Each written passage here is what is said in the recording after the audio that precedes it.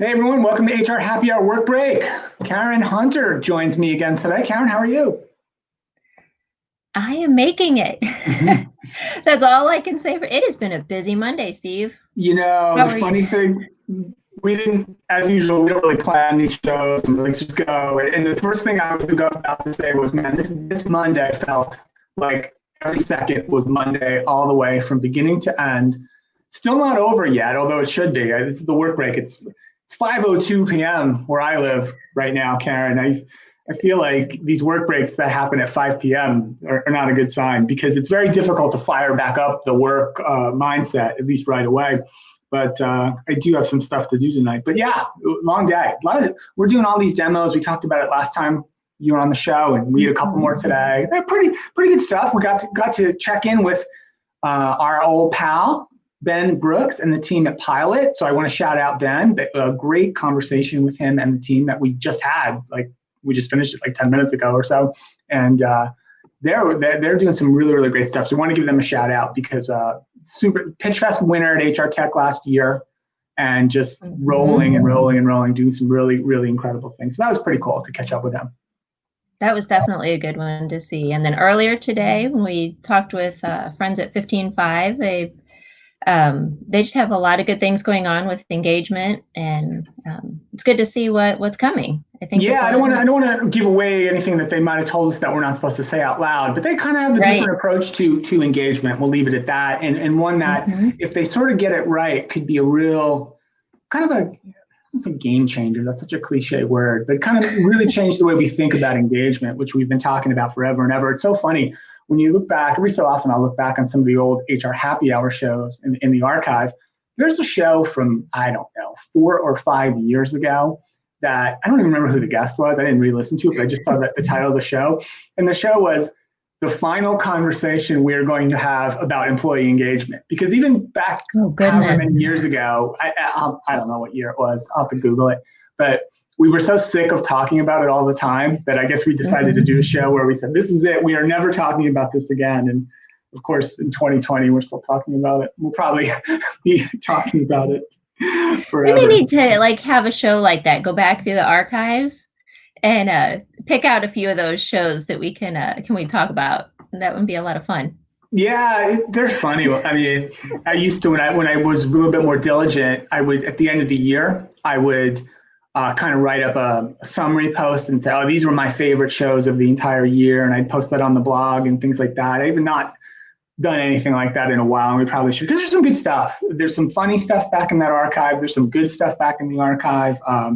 We're going to be doing another Workplace Movie Hall of Fame show very soon. So I'm looking forward to that too. And then just one more thing on the show, since I brought it up, the HackerRank show, we mentioned it once on the work break, but we did a show with Vivek, the co-founder from HackerRank, and that's going to run tomorrow, which means that's the work I have to do tonight is edit that show because I didn't do it over the weekend. So good stuff though. Yeah, good day. I'm glad the day is kind of winding down though.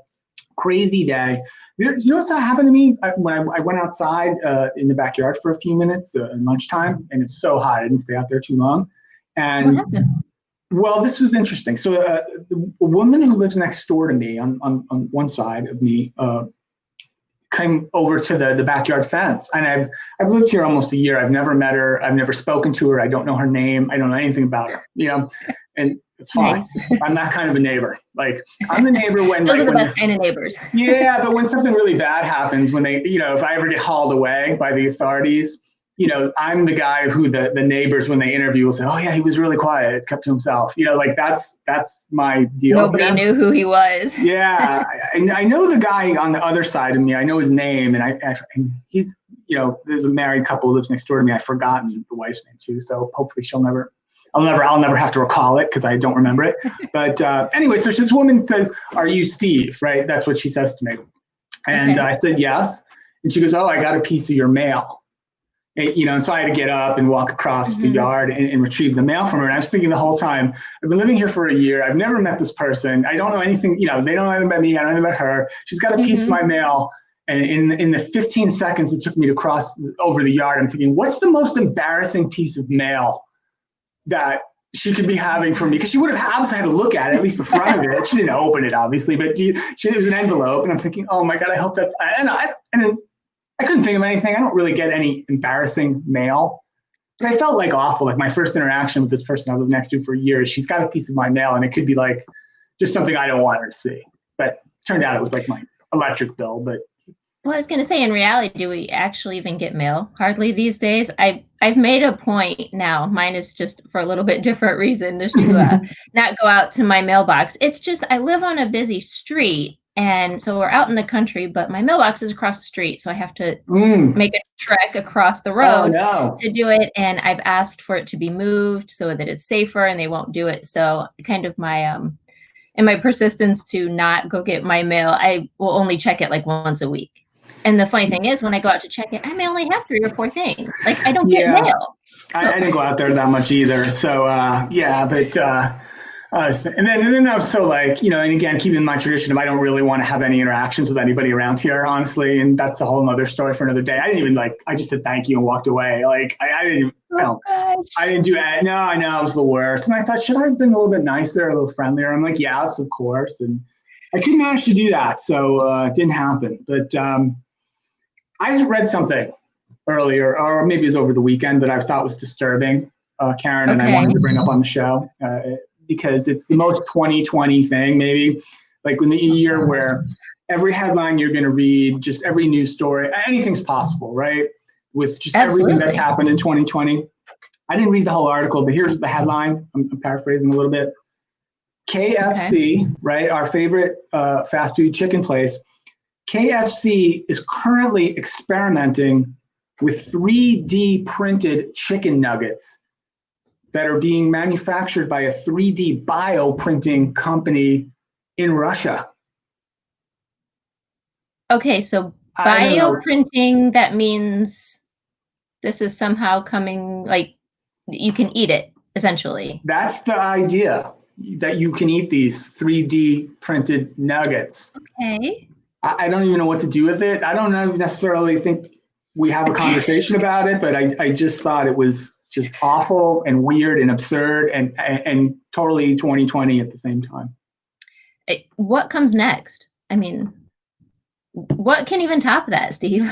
I don't know. Okay, I'll give you one more. So we've talked about the hot dog eating contest on this show a lot. It's my favorite, July 4th tradition, the Nathan's hot dog eating contest. And I know we covered this a couple of weeks ago, right after it happened, but Joey Chestnut won the male side of the contest, and he broke his own personal world record. He ate 75 hot dogs and buns in 10 minutes. That's the world record that Joey Chestnut holds it. Well, some scientists somewhere, and I'll use science in kind of loose quotes, there's like a global pandemic going on that you may have heard of this. I've heard a little bit. and yet, instead of turning all our attention to that, we've got experimenters printing chicken nuggets out, and we've got more scientists. This is what they were doing, Karen.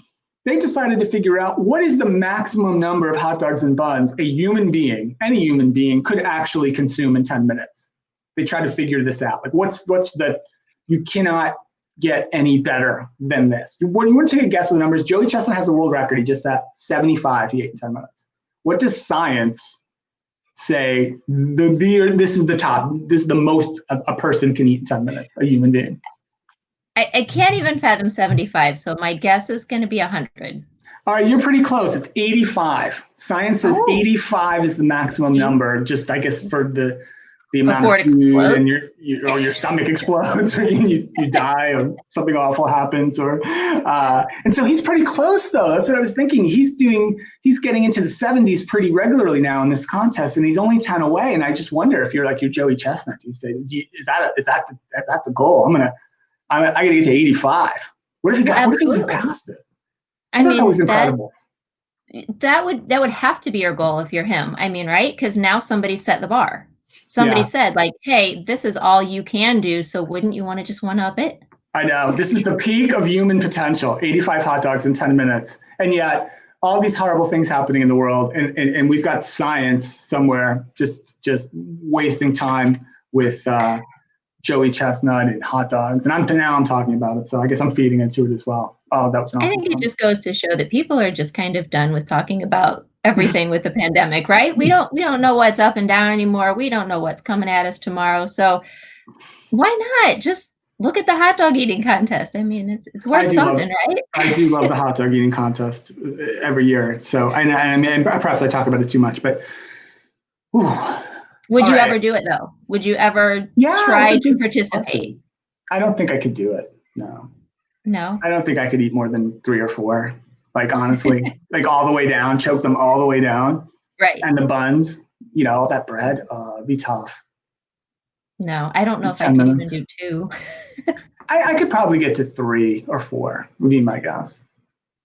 So maybe. Not even close to the record. No, awful. All right. KFC, Nathan's Hot Dogs, demos, mail mishaps. Oh, I didn't even tell you about it. I had a huge problem with the computer today. I had to do a Best Buy run in the middle of the day, middle of a Monday, to try to make this all work. So things I do. I've got a quick one for you. Mm-hmm. On that last call that we were on, you said, "Hey, I heard, was that your dog barking?" Right. I had no idea. Okay, so I walk out of my office. Everybody's standing around because I have a house full of people now at this point, and they're like, "Oh my gosh, you missed it. You missed like a whole world of things going on." And I'm like, "I heard the dog bark. What happened?" Apparently, the dog was barking because somebody was coming in, but my other dog, who's not supposed to go up and down stairs, he's old, fell down the stairs. Ooh. I don't know how we didn't hear all of this, but there was a lot going on. So he's okay, wow. But there was a bit of commotion going on in my house.